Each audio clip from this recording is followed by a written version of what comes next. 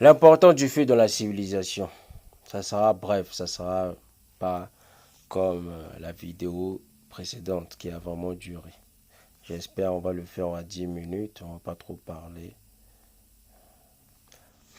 C'est mieux quand les vidéos sont vraiment courtes. Ça permet aux personnes de ne pas s'endormir. Je salue tout le monde, que Nzambi vous bénisse, que Congo soit avec vous dans votre vie. Vous qui êtes dans la justice, vous qui êtes dans la vérité, qu'il en soit ainsi à partir depuis que vous êtes sorti de votre ventre. Nzambi délivre les bandeaux qui sont dans la vérité, que le réveil se fasse selon la communauté. Parce que la prochaine vidéo, on va parler de la communauté. Sur ce, prenons directement le sujet de l'importance du fait dans la civilisation. La société primitive, avec ses 4 sections, industrielle, régulatrice, de culte et militaire, se formant en plein le feu. Les animaux, les esclaves et la propriété. La capacité de faire du feu à séparer d'un seul coup et pour toujours. L'homme de l'animal, c'est l'invention ou la découverte humaine fondamentale. Le feu permet à l'homme de demeurer sur le sol la nuit, car tous les animaux ont peur.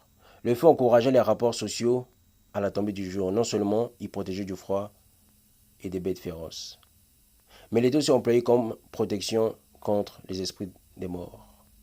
On recherchait d'abord sa lumière plutôt que sa chaleur.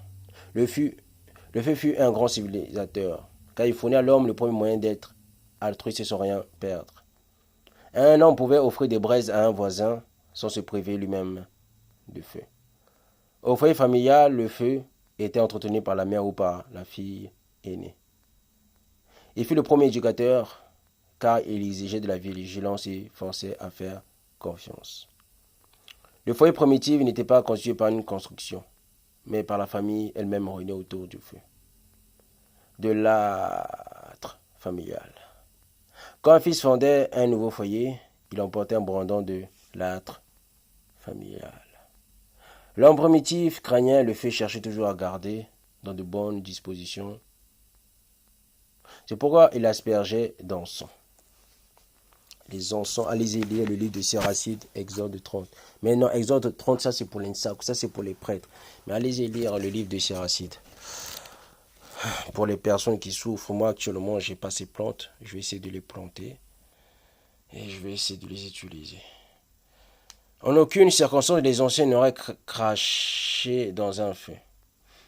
Pas plus qu'ils n'auraient passé entre quelqu'un et un feu allumé. L'humanité primitive tenait même pour sacrer les pyrites de fer et les silex utilisés pour allumer le feu. C'était un péché d'éteindre une flamme. Et si une hutte prenait feu, on la laissait brûler. Le feu des temples et des sanctuaires étaient sacrés et ne devait jamais s'éteindre. On avait cependant coutume de rallumer de nouveaux feux chaque année ou après une calamité quelconque. Les premières ou bien les premiers mythes sur le feu descendu de chez les dieux ou bien les esprits naguaient de l'observation d'incendies provoqués par la foudre. Les idées sur l'origine surnaturelle du feu conduisaient directement à son adoration. Et le culte du feu donna naissance à la coutume du passage dans les flammes. Pratique qui fut conservée jusqu'à l'époque de Masa Moïse. L'idée que l'on passe à travers le feu après la mort persiste toujours. Le mythe du feu fut un grand lien dans les temps primitifs et subsiste encore dans le symbolisme des parasites. Le feu conduisit à la cuisson des aliments, mange cru des vins, un terme de dérision.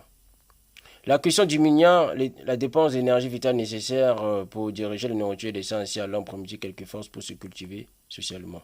En même temps, l'élevage réduisait l'effort indispensable pour se procurer des aliments et donner du temps pour les activités sociales. Il ne faut pas oublier que le feu ouvrit la porte à la métallurgie et conduisit plus récemment à la découverte de la puissance de la vapeur et de nos jours aux utilisations de l'électricité. Mais les Noirs connaissaient déjà l'électricité. Je vous incite et je vous demande d'aller voir les technologies égyptiennes antiques. Je vais m'arrêter là ou bien allez-y, essayer de chercher l'âge de la métallurgie en Afrique, l'âge de bronze, l'âge du fer. Je vais m'arrêter là, mes frères. J'espère que Nzambi va vous protéger, vous qui êtes dans la vérité. Que Nzambi nous aide, nous ne laisse pas dans ces moments difficiles de tribulation. Que Joël 3 se fasse aussi les prodiges, les visions, les miracles. Que les Bantous se réveillent, que les Bantous exécutent ce que l'humanité attend de nous.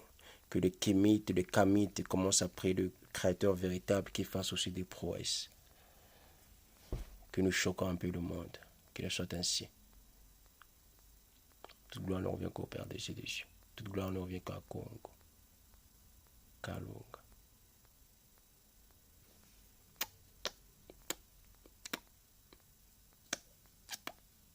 Bye bye. J'aime ça. J'aime à la fin faire plaisir aux gens. Les gens qui sont démoralisés, j'aime souvent un peu vous faire rigoler à la fin.